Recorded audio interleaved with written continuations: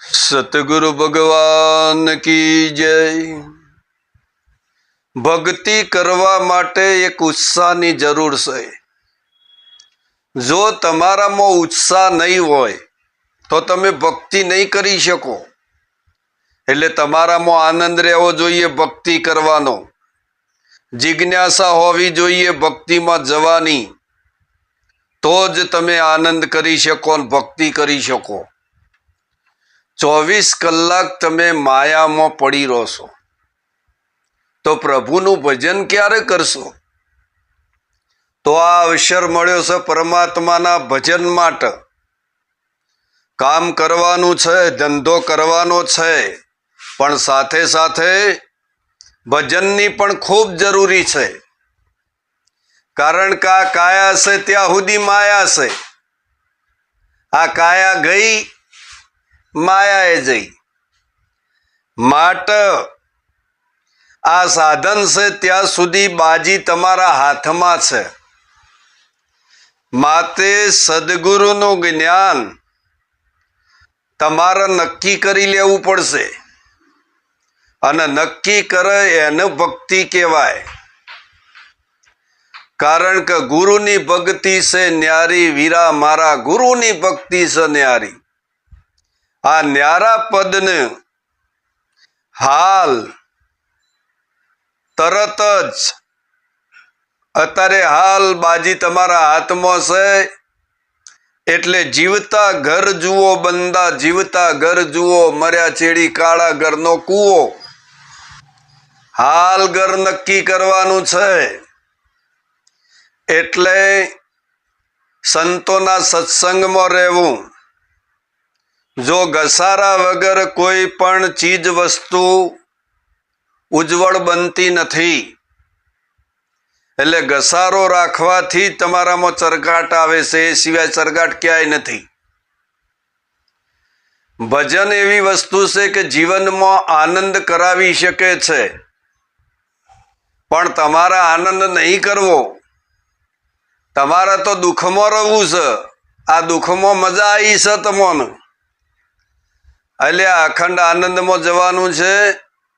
આ જે કંઈ આજથી તમે જે કંઈ બહારથી આનંદ લાયા, કયો આનંદ તમને સુખ આપ્યું? કોઈ પણ આ બધા ક્ષણિક આનંદ છે।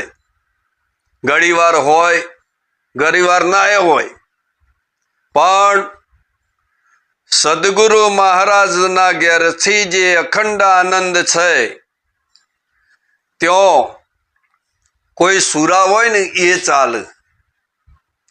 એટલે ભક્તિમાં કોન્ફિડન્સની જરૂર છે।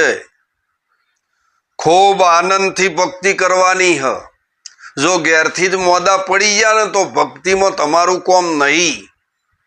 અરે પહેલું સર્વોપરી ભજન હોવું જોઈએ। જેને ભજનની ચોટ વાગી હોય એ આનંદ કરી શકે। આ માયામાં આમનો આમ ગોઠેમડો ખાય છે, એ કદી આનંદ કરી જ ના શકે। સાલો માયામાં જ પડી રહ્યા, કે એને હુસતું જ નહીં। જ્યારે કોક આવાને યાદ કરાવે તાણીને ખબર પડે કે હું ભજનમાં હું। એટલે આ ભજન તો 24 કલાકનું ચાલુ જ છે। આ કોઈ આવે અને તને પાવર આલે, તું પાવરમાં આવી, એ ભક્તિ નથી। ભક્તિ પોતાની જોઈએ, આનંદ પ્રગટ પોતામાં હોવો જોઈએ।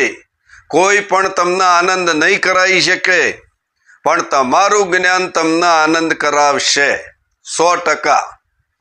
પણ આપણે આશા રાખીએ છીએ એ બધી આશાઓ ખોટી પડશે।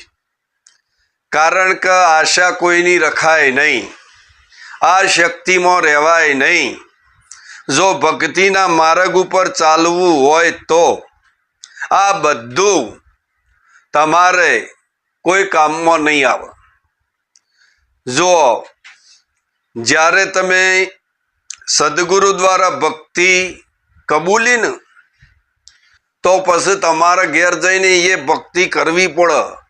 અને જો તમે સદગુરુના જ્ઞાનમાં નહીં, સદગુરુના રસ્તા ઉપર નહીં, તો એ ભક્તિ કોઈ કોમમાં નહીં આવે। ગુરુ કરાયા પણ ફોગટ। કેમ કે ગુરુએ ખેતર તો આપ્યું હોય પણ વાવેતર કરતો નહીં। સાલા ધરો ઉજી છે બધા। માટે વાવેતર કરવું પડશે। વાવેતર કરવાની ફરજ તમારી છે, જ્ઞાન આલવાની ફરજ ગુરુની છે, પણ વાવેતર જો તમારો થઈ જાય તો એ પાક તમને દેખાશે, અનુભવ તમને થશે, ખુદ પ્રમાણ તમે થશો. અને જ્યારે ખુદ પ્રમાણ થાય એટલે સમજી લેવાનું કે ભક્તિ સફળ છે. આ તો મોય તો આમ ભજનમાં આવે ને આપણને યોન જોઈને આમ જેમ તેમ થાય જાય, જાણે ઉતરી જેલી પેલી કઢી હોય ને એવા તો મૂઢો રાશીને બેઠા હોય. હસી તો હકતો નહીં ના જીવનમાં ઓમ કરીને બેઠો છે કે હવે શું થયે? અલ્યા તું કઈ ભક્તિ કરે છે, તારામાં અખંડ આનંદ છે, તું શબ્દો સાંભળે છે, પણ એ રસ્તા ઉપર ચાલતો નથી એટલે તું દુઃખી થઈ ગયો છે. એમ સંતોને સાંભળવા બહુ સારી વાત છે, પણ એનાથી એ સારી વાત સાંભળ્યા પછી એ વસ્તુ તમારા ભીતરમાં ઉતારો તો એ સારી વાત છે. જુઓ, ભેંસ ચારો ખાય પછી વાગોળ, જો વાગોળ ના કરે તો પચે નહીં. એમ સંતો મહાપુરુષોનો સત્સંગ સાંભળી અને વાગોળ કરવો પડે.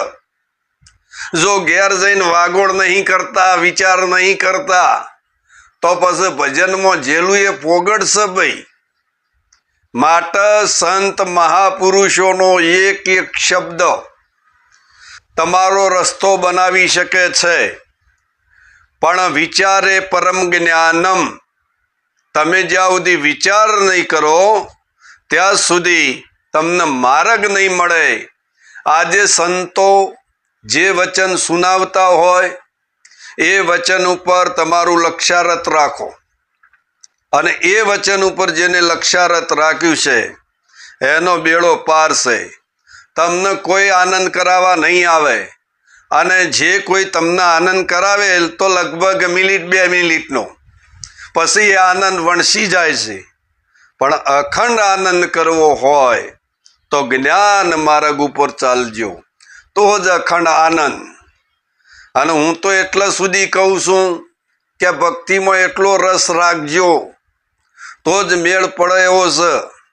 કારણ કે તમે શેતર વાયું હોય ને શેતર, તો એ દાડાનો 3-4 ટોપો ખાતા હોય તો તાન ગુરુના ત્યાં શું થાય છે? કારણ કે એ રસ નહીં ગુરુના ત્યાં.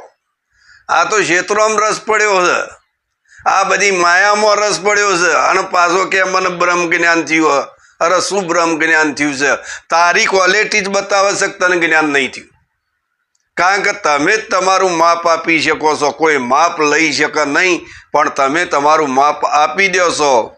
અને સંતની દ્રષ્ટિ પડે એટલે ક્યાં ભજન છે ક્યાં ભજન નથી એ સંતને ખબર છે. માટે સંત વારંવાર ટકોર કરે છે, અને એ તમારા માટે કહે છે, એના માટે નહીં. અને જ્યારે સંતનું જો માની લીધું તો તમારો બેડો પાર છે. પણ તમે બીજું કરો છો. અને હું તો એમ કહું છું કે મેલપણ તો લગારે નહીં ચાલે. જે મેલપણ રાખે છે ને એ ભક્તિ નહીં કરીએ કે કોકનો કોક ખાડામાં પડીએ, ભક્તિ નહીં કરીએ કે પછી અહંકાર, અભિમાન આ બધું કરવાની જરૂર નહીં. આ તો સદગુરુ દ્વારા બધું મળ્યું અને આપણે વાપરીએ છીએ. એના ધણી તમારે નહીં બની જવાનું. આ તો ધણીપણું મટી જાય તો મેળ આવે એવો છે, નકર એ સિવાય મેળ આવે એવો નથી. આટલું બોલી મારી વાણીને વિરામ આલું છું. બોલો સતગુરુ ભગવાન કી.